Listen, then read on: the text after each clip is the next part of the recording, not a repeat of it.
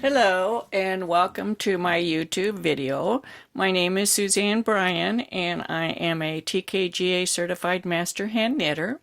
In this video I'm going to explore the long tail cast on. So I'm going to start by using two different colors so that you can see the difference in the actions and consequences of the thumb yarn versus the finger yarn. So I'm just going to tie these together. Normally you would use one color. First I want to show you about long tail cast on and why it does what it does.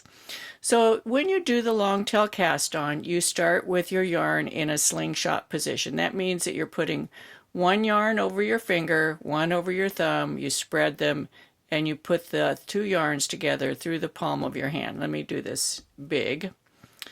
So you start, I have the yarn over my needle. I put my thumb and my finger between the two colors, the two strands. I separate them and then I grab the two pieces with my fingers in the palm of my hand. So now let's go to big. The yarn coming over my thumb is the tail. The yarn coming over my finger is the yarn going to the ball of yarn or your working yarn. Typically in long tail cast on, you start with the slingshot position, then you need to turn your hand up like this so that you can get to this loop on your thumb.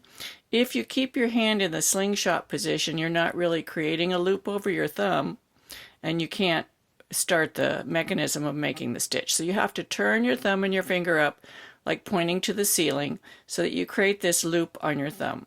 With the needle in your right hand, you go underneath the outside part of the loop, you go over the top of the finger yarn and pull it through. Now I have lots of videos that show how to do long tail cast on very slowly, and I'll put links to those down in the description and at the end of this video. Because really what I want to show you are the consequences of the long tail cast on. So we made one stitch. I'm going to go ahead and make some more stitches, and this is how you'll see people make the long tail cast on. They'll snug up their thumb yarn and then they'll go like this and snug these two stitches up so they're nice and close together. And then they'll make another one and more. We'll make this a little bigger even. So we've got 4 and 5. So if you slide these over to the cable and we pull them apart to see how stretchy they are, we can see it's not very stretchy. And what's restricting the stretch is the white yarn that is the thumb yarn, the part that's going along the bottom.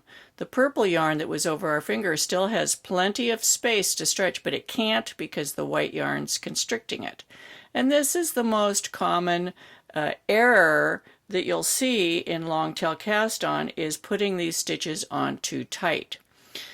The way I put my stitches on is based upon the gauge of the fabric that I'm going to be working with. So if I'm working with a worsted weight yarn on a size 7 needle like I am in this video, I would expect to get about 5 stitches to the inch. So I cast on 5 stitches to the inch. So I'm going to cast on my 5 stitches and I'm going to leave space between them. And I use this finger right here to block the space so that the yarn can't snug up too closely to the stitch next to it.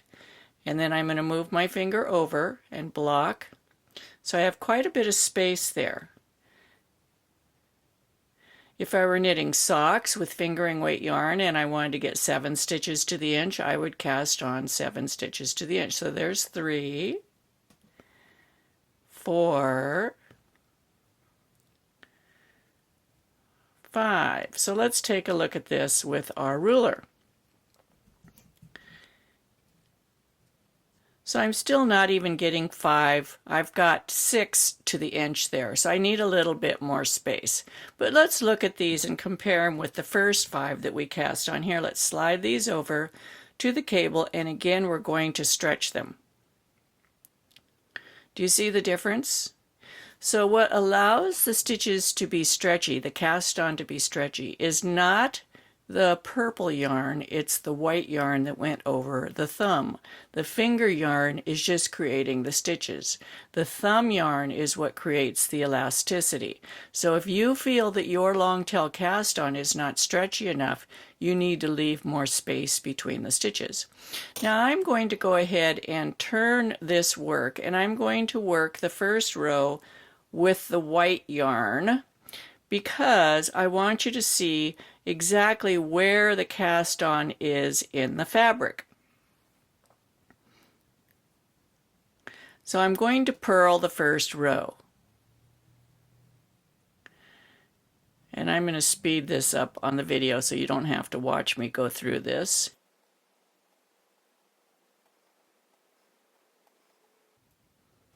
So we've got our 10 stitches here. I'm going to turn the work, and we can see where that cast on was, the purple finger yarn. I'm going to work one more row quickly again so that we can get the cast on row down from the needle a little bit, because I want to make a point. I'm going to work 2 more rows really quickly.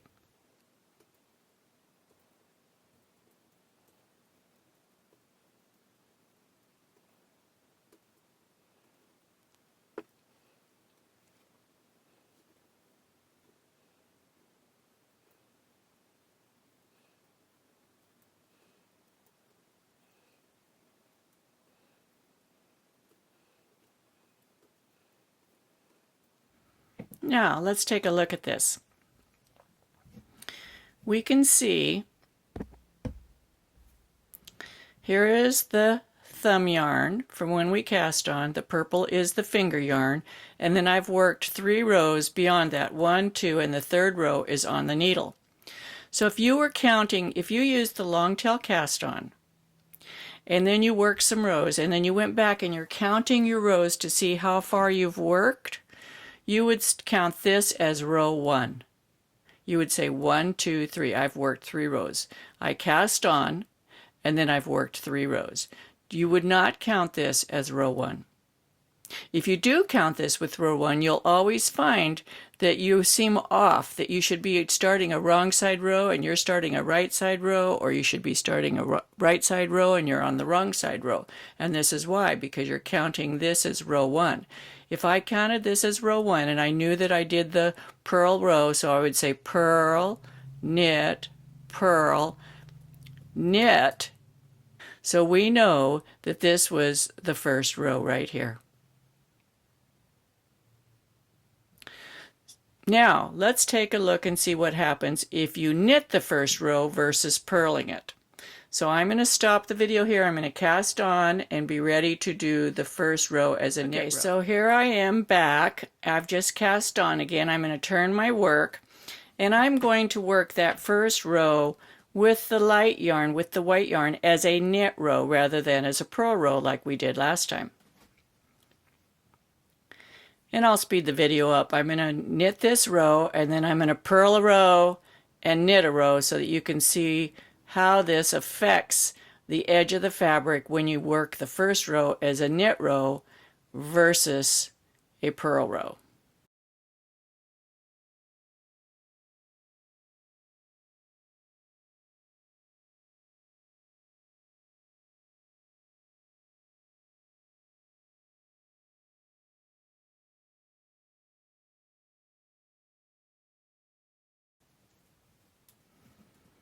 So we can see we still have that row that's the cast on row that looks like a knit row there. We have those knit stitches, but below that it looks like we have purl bumps, and that is the white yarn. That's the thumb yarn right down there. So a long tail cast on has 2 distinct sides. It has a bumpy side and it has a smooth side. And it's up to you to decide which side you want on the right side of your work. If you want the smooth side, you have to start with a purl row. If you want the bumpy side, you have to start with a knit row. Now let's do one last thing. I want to show you, I want to debunk a myth about long tail cast on. I'm sure you've often heard that if you want your long tail cast on to be loose, that you should cast on over 2 needles. So I'm going to show you that. I've got 2 needles here. Let's go down to the smaller size. We're going to cast on over 2 needles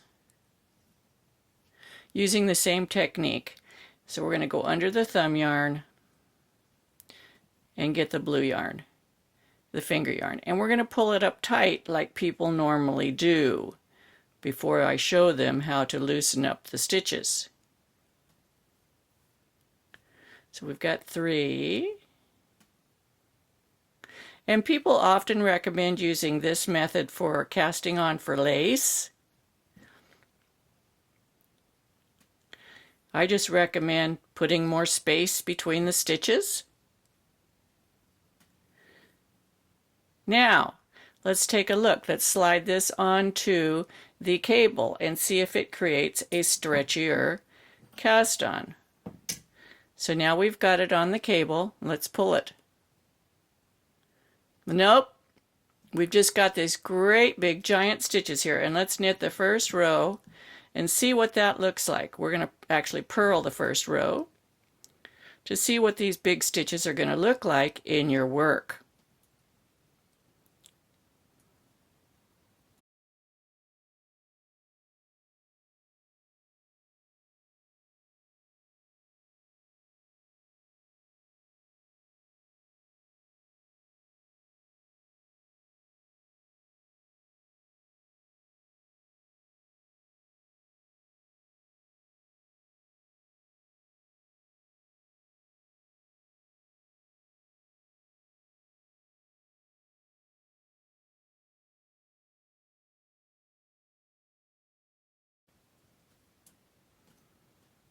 Okay, let's take a look at this. Up close and personal. Okay. So what we've got are great big giant stitches down there at the bottom. It's not any stretchier than a normal cast on, but we've got great big giant stitches. So what do you think about that? Do you think that putting your yarn over 2 needles is going to give you a stretchier cast on? Or do you think it's just going to give you big, loose, ugly stitches across the first? What appears to be the first row, it's really the cast on. The first row is this first row of white stitches here. This is row 1, 2, 3. This is the cast on. Alrighty, there you go. So if you enjoy my videos, I hope you subscribe to my channel. I'm always teaching technical aspects of knitting. You won't find me chitting and chatting and talking about everything other than knitting. I just talk about the knitting. So please subscribe. That's the biggest compliment you can pay me. And then share my videos with your friends on Facebook, Pinterest, Ravelry, or any other social media group that you're in. And give me a thumbs up down there. I also love hearing from my viewers, so leave me a comment. Take care and happy knitting!